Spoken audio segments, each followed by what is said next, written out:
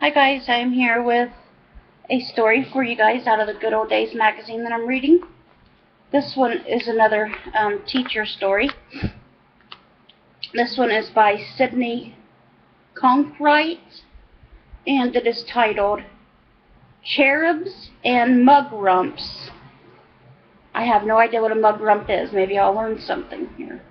Her students wanted to be one, but not the other. Let's see. Let's get into the story. My first day in senior English class at Burbank High School in 1940 was perplexing. Our teacher, Miss Esther M. Weinstock, was truly unlike anyone I had ever known before. She was diminutive, neat, and feminine, but when she first entered class with stock-coated steps and an erect, almost military carriage, I had contradictory impressions of her. There was unmistakable evidence of maturity, and yet there were also hints of youthful vigor, as evidenced by her brisk walk. Her straight black hair was cut in a severe bob style that had been very popular 15 years before. I looked at her in wonderment. That first class began with her announcing a long list of rules. Finally, she concluded with a terse edict.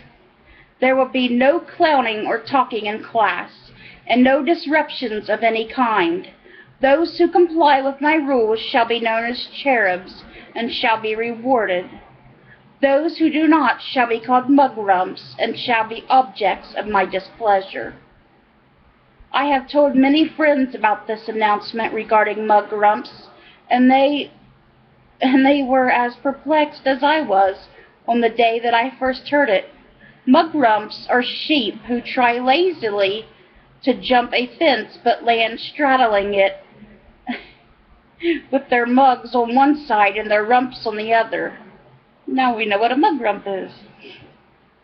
This smile was intended to get the students to avoid indecision and escape Miss Weinstock's wrath. I was certain that I preferred to be a cherub rather than one of those mugrumps. After a few weeks in this class, while observing her mannerisms and her butterfly hand gestures, I began thinking of her as Lady Esther rather than Miss Weinstock. Her ladylike qualities dominated her speech as well as her actions. It was at this time that she began taking me under her wing, like a mother hen with a newborn chick. Her indulgence towards me became evident after I had submitted a few essays on friendship, love, and life. She gave me an A grades on every one, but her remarks at the bottom of each paper were charming and instructive ego boosters. She took great pains to foster my earnest but immature efforts to express my thoughts and emotions. That Christmas she gave me an unforgettable gift, which I shall have forever. It was a book that told the sad true story of lost love, Peter Abelard, by Helen Waddell. One unusual hot September afternoon in class, while I was fighting to keep from dozing off, I was shocked awake.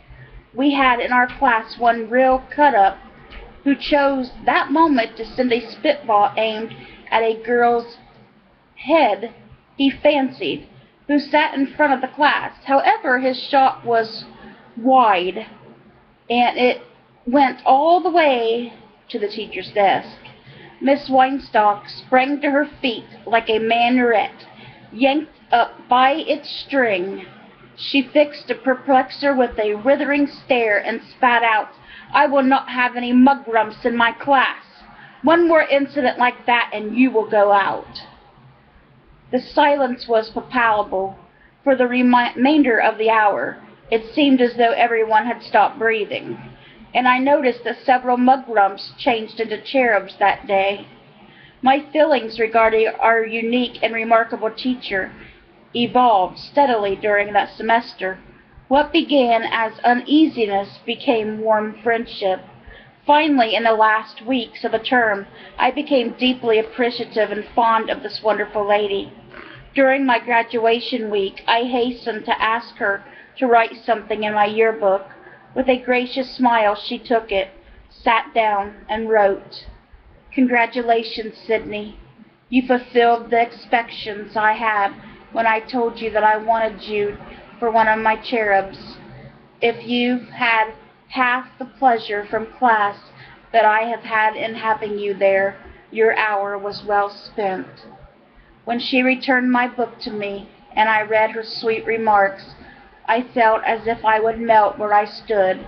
Instead, I muttered a flustered, "Thank you, Miss Weinstock," and fled. Many times during the years since then, I have asked myself, why didn't I tell her that I thought she was the most wonderful, cherished teacher I had ever known? Finally, I realized that Miss Weinstock had given me gifts that have endured my entire life. She taught me to appreciate fine literature and poetry and beauty of all kinds. So a tale of another good teacher from back in the good old days. Don't have a lot of them anymore. I had a few like that myself. Miss Welkenberg was my kindergarten teacher and 5th grade teacher. I loved her to death. She was the best teacher I ever had. Really blessed to have had her as a teacher. She was so caring and patient to all of her students. And you know, it's really great to start out your very first teacher as her being my very first teacher, and then the elementary school there only went from kindergarten to 5th grade. Started out with her as soon as I started in school, and then ended off with her leaving the building because she had transferred to 5th grade by the time I got to 5th grade.